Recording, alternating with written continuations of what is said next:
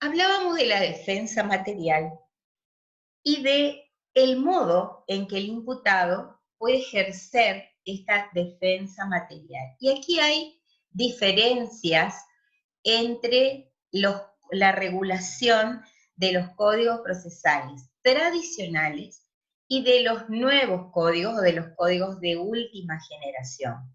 Los códigos tradicionales trabajan todo el esquema del proceso sobre la base de lo que llamamos la centralidad de la declaración del imputado. Por ejemplo, el código de corrientes todavía vigente, el viejo código de corrientes. El imputado declara. En la policía es parte clave de la declaración, de la investigación preliminar. Llega la causa al juzgado, declaración del imputado como punto de partida para el procesamiento o la resolución de la situación legal. En el juicio, se abre el juicio, se lee la acusación, declara el imputado. Entonces, esta centralidad de la declaración del imputado ha sido una clave dentro de los procesos tradicionales. ¿Qué hacen los nuevos códigos, los códigos de última generación? Cambian el eje hacia su lugar natural. El imputado tiene el derecho de declarar. ¿Cuándo? Cuando quiera. No hay un momento en el que el imputado sea llamado a declarar o llamado a indagatoria, término horrible que todavía se sigue sosteniendo en varios códigos procesales, sobre todo en los mixtos. Entonces, esta declaración, más allá del modelo procesal, es un medio de defensa, no es un medio de prueba. El imputado, antes de prestar esta declaración, tiene que saber que puede abstenerse y que su silencio no va a ser tenido como un elemento, como una presunción en su contra. Porque a través de su declaración el imputado ejerce ese derecho del que hablábamos, que es el derecho a ser oído por el juez, que tiene un anclaje constitucional expresamente establecido en los tratados internacionales de derechos humanos de rango constitucional. Lo que el imputado manifieste en su declaración es una fuente o asoma el proceso como una fuente de comprobación. El fiscal o el juez de instrucción, en los casos de los modelos mixtos, tiene el deber de investigar, no puede vedarse o ponerse una venda en relación a las manifestaciones del imputado, porque ello implicaría una afectación al derecho de defensa. Aún en los códigos tradicionales, básicamente, encontramos estos elementos en las formalidades con las que se regula la declaración del imputado. Es decir, ¿qué van a hacer ahora para estudiar? Van a mirar los que tienen códigos tradicionales, ejemplo Formosa, Misiones, van a mirar en esta fichita y van a ver si todos estos elementos están previstos en sus códigos procesales. Pueden poner al lado el número de artículos para que eso los oriente. Van a encontrar y van a poder trabajar en relación a su código en función de esta ficha, porque vamos a ver que aún en los códigos mixtos o los códigos tradicionales, está prevista en esta declaración, hay formalidades que incluso estos códigos prescriben bajo pena de nulidad, ¿sí? Estas formalidades, y en el primer punto tenemos el interrogatorio de identificación. Acá hay algunos autores que han hecho interesantes trabajos de confrontación entre la forma en que se desarrolla el llamado interrogatorio de identificación, nombre del padre, la madre, el domicilio, documento, parece copiado del manual del inquisidor. Este interrogatorio de identificación es el momento por el cual se empieza y que en general se toma ya como un cliché, ¿no? Algo que en realidad está más estandarizado que personalizado, es decir, a ver quién es el imputado. Luego viene un segundo momento, que es la intimación o la información de hechos y de pruebas, que vieron que aquí vamos cumpliendo desde lo procesal las garantías constitucionales. Esto también está establecido en los códigos tradicionales.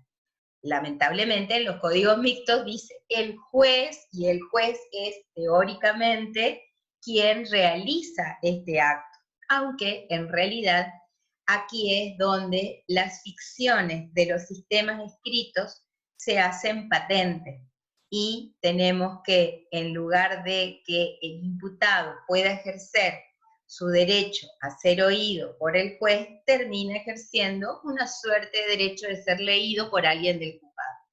Porque, aunque esté formalmente establecida como garantía la presencia del juez, no en todos los casos puede estar el juez físicamente.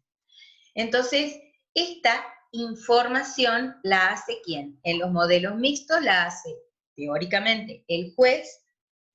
En los modelos acusatorios burocratizados la hace el fiscal. Y esta información también del fiscal en los modelos burocratizados también incurre o se han generado en relación a estos actos las mismas ficciones, con incluso las mismas delegaciones de funciones. Pero como recaudo está la información de hechos y de las evidencias. Incluso algunos códigos adicionan la necesidad de informar la calificación legal. La información de derecho, es decir, que fundamentalmente este derecho de la posibilidad de ejercer la facultad de abstención. Durante la declaración rige la libertad, el principio de libertad de declaración, es decir, el imputado expresa libremente lo que desee manifestar y puede o no responder a preguntas. La negativa a responder preguntas tampoco puede ser entendida como un elemento o una presunción en su contra. Los códigos establecen también en forma expresa la asistencia de un traductor o intérprete cuando esto sea necesario en virtud de las particularidades del sujeto, y naturalmente la asistencia técnica. La defensa tiene que constituirse antes, es decir, antes ya debió asegurarse el derecho de defensa, y a este acto el imputado concurre con su abogado defensor. Pero los códigos también prevén, sobre todo los mixtos, la posibilidad de que el abogado defensor no esté presente en el acto, y lo importante en esos casos, recordemos, lo importante es que el acta esté completa, es que se deje constancia de que el imputado decide prestar declaración sin la presencia del abogado defensor. Si se cumplen esas cláusulas, se entiende resguardado el derecho de defensa. ¿Qué hacen los nuevos códigos? Los códigos de última generación prevén una audiencia. Y una audiencia muy importante, porque en una audiencia el imputado puede ejercer este derecho que decíamos, el derecho a ser oído, y que se lo hace en forma real, porque las audiencias en el nuevo Código Procesal Penal Federal son reales, es decir, requieren la presencia necesaria de los sujetos, del juez, del fiscal, del defensor, del imputado. Entonces, en esta audiencia de formalización, el juez ofrece la palabra al fiscal. El fiscal se constituye el requirente en esta audiencia y el juez le da la palabra al fiscal, para que el fiscal exponga verbalmente la imputación, exprese cuál es el hecho que le atribuye, cuáles son las evidencias, cuál es la calificación legal, y luego de ello formulará las consideraciones o solicitudes que entienda necesarias. Allí el imputado puede manifestar lo que estime conveniente, pero no es necesario o no se plantea esta audiencia como un momento en el cual se le diga al imputado, ahora en este momento usted tiene el derecho de declarar o no. se le informa al imputado que tiene el derecho de declarar en cualquier momento del proceso. Incluso puede hacerlo por escrito en el nuevo Código Procesal Penal Federal. El imputado puede manifestar entonces lo que considere conveniente, pero el acto no está pensado a esos fines, sino el acto de esta audiencia está pensada a los fines de asegurar el conocimiento. Por eso en ese primer tramo, la audiencia de formalización, tal como está diseñada en el Código Procesal Penal Federal, es una audiencia atípica, porque ahí, hasta ahí, el juez no tiene que decidir nada. El juez solamente está ¿para qué? Para garantizar y eventualmente para asegurar el ejercicio de este derecho a ser oído por el juez si el imputado así lo desea. Luego, esta audiencia de formalización aporta muchas opciones porque es una audiencia multipropósito, por lo cual es muy importante que cuando se llega a esta audiencia se haya asegurado esa otra garantía de tiempo y medios para asegurar la defensa y que la defensa tenga un conocimiento del legajo de investigación a los fines de que en esta audiencia se puedan plantear otras cuestiones. Por ejemplo, supongamos una audiencia de formalización en un caso de flagrancia, donde la persona llega privada de libertad. Una de las cuestiones que primero se tratará, seguramente, salvo que el fiscal diga no me interesa que pedir ni una medida de coerción, será la medida de coerción si solicita el fiscal, o podrá eventualmente la defensa proponer alguna salida alternativa. Pensemos, por ejemplo, en el caso que trabajamos, podríamos aplicar, o la defensa podría, incluso en esta audiencia, pedir la suspensión de juicio a prueba, por ejemplo, o proponer algún acuerdo conciliatorio.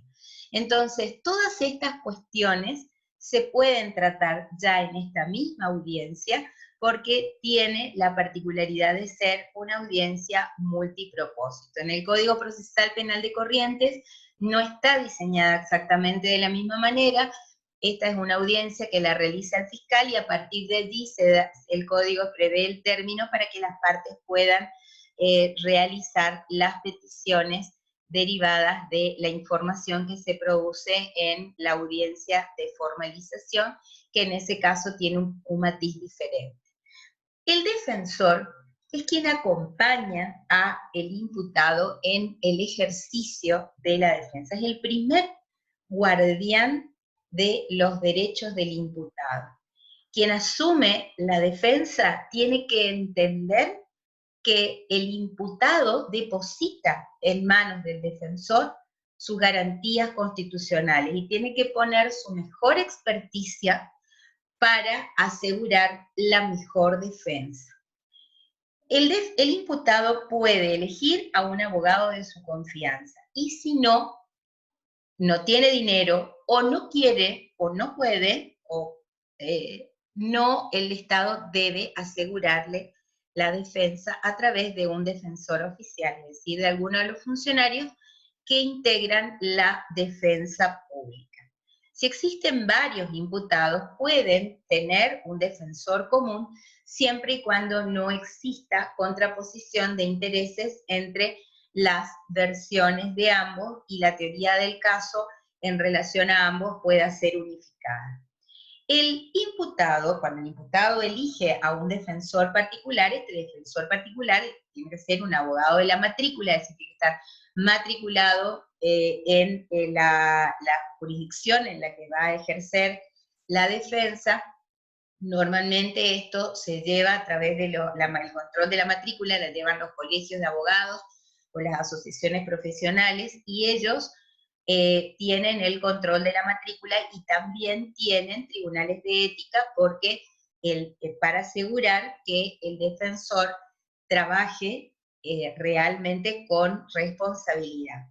Si el imputado, si el defensor abandona su hace abandono de defensa o incurre en una falta grave en relación a la defensa, entonces se activan esos mecanismos a través de esos tribunales para establecer la responsabilidad del profesional, incluso para imponerle sanciones que podrán eventualmente llegar hasta la inhabilitación en la matrícula por algún tiempo si existiera alguna situación de mucha gravedad. Esto en relación al defensor particular. Y el defensor particular, naturalmente, puede aceptar o no a la defensa. Pero cuando el imputado designa a un defensor oficial, el defensor oficial que va a atender el caso es el defensor oficial al que el sistema de gestión le asigne el caso en los nuevos sistemas de justicia o al defensor de turno en los sistemas tradicionales. Ese defensor no puede negarse a atender el caso que le es llevado a su defensoría, porque es justamente su misión atender en todos los casos que le asignan. Así no puede decir el defensor público, no, yo no atiendo abusos sexuales de niños, yo tengo, no puede hacer esa selección que un abogado particular naturalmente puede hacer, puede seleccionar los casos que va a atender. El defensor oficial va a constituir un domicilio legal al que se le van a cruzar las notificaciones, y ahora cada vez con más razón, ahora en este tiempo se imponen requisitos especiales, y ahora las comunicaciones, especialmente en estos tiempos de restricciones sanitarias, son comunicaciones vía mail, vía correo, es decir, que todas estas cuestiones referidas a el domicilio donde se van a cursar las notificaciones, hablamos ya no solo, también hablamos de direcciones electrónicas, mails, WhatsApp, etc. Esto a los fines de las comunicaciones. En los casos de los defensores oficiales, las comunicaciones se hacen en sus respectivas defensorías. Finalmente, una pequeña reflexión, todos estos temas los vamos a ampliar en la próxima clase, que vamos a dar por Zoom, pero es importante que conozcamos cuál es la situación institucional del Ministerio Público en Argentina. En Argentina tenemos a partir de la reforma constitucional, la Constitución misma establece en el artículo 120 esta estructura bifronte del Ministerio Público Fiscal, en el cual, del Ministerio Público, perdón, el cual el Ministerio Público Fiscal y el Ministerio Público de la Defensa se erigen como órganos autónomos en relación a los demás órganos extrapoder y naturalmente diferentes entre sí. Esto hace y es un presupuesto para que funcione el modelo acusatorio. Necesitamos asegurar este equilibrio que hace también a la igualdad de armas. Cada quien debe tener a una cabeza que coordine la línea institucional que va a seguir el Ministerio Público Fiscal en el ejercicio de la acción y el Ministerio Público de la Defensa. ¿Qué pasa en las provincias? Acá tenemos otra vez una gran variedad de sistemas. Algunas provincias tienen una estructura de un Ministerio Público unipersonal. ¿Qué implica esto? Que bajo una misma titularidad, fiscal general o procurador general, según la denominación que se dé, están las tres áreas del Ministerio Público, que institucionalmente se dan en forma histórica en nuestro país: Ministerio Público Fiscal, Ministerio Público de la Defensa y Ministerio Público Tutelar, que es el que integran los asesores de menores incapaces. Entonces, cuando tenemos a una misma cabeza para estas tres funciones, por lo menos entre las dos primeras, es decir, entre la acción y la defensa, se genera una suerte de desequilibrio. Y normalmente los fiscales generales, los procuradores generales, trabajan o establecen líneas más específicas en relación al ejercicio de la acción y se sigue operando un debilitamiento de la defensa pública. Por eso, como parte de, o como uno de los grandes desafíos de la reforma, está el fortalecimiento de la defensa pública. Y en ese marco tuvo un gran impacto este artículo 120 de la Constitución Nacional, que luego fue replicado en algunas provincias. En el NEA, Chaco tiene una estructura bifronte también, y tiene el Procurador General, pero también tiene la Defensora General, y se están trabajando las líneas de fortalecimiento de la defensa pública. Algunas provincias tienen una estructura tripartita, es decir, un ministerio público compuesto por 3, y los 3 conforman un colegio que hace a la representación del Ministerio Público, por ejemplo, la provincia de Salta. El Ministerio Público Fiscal, el Ministerio Público de la Defensa y el Ministerio Público Tutelar. Ahí se da una situación particular en la provincia de Corrientes, porque cuando se discutió, cuando se trató la reforma de la Constitución Nacional, en el año 2007, en la Constitución se mencionan a los 3, a las cabezas, 3 cabezas del Ministerio Público: al defensor, al fiscal general, defensor general y asesor general.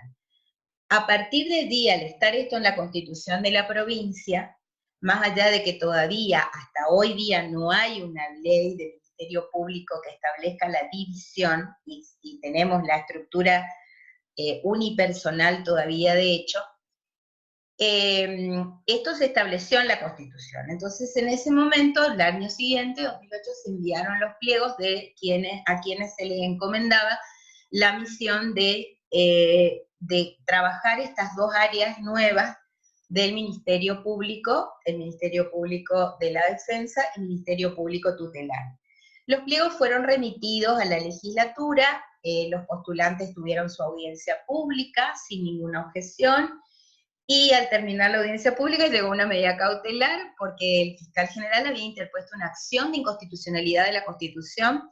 El Superior Tribunal, en un voto dividido, admitió la medida cautelar y luego declaró la inconstitucionalidad de la Constitución de la provincia. El caso llegó a la Corte de la mano del fiscal general, del fiscal de Estado, perdón, de la provincia.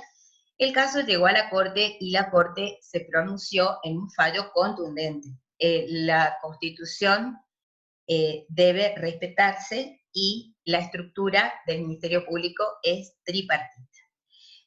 Será seguramente uno de los grandes desafíos actuales a la hora de poner en marcha y de implementar la reforma procesal penal en la provincia de Corrientes.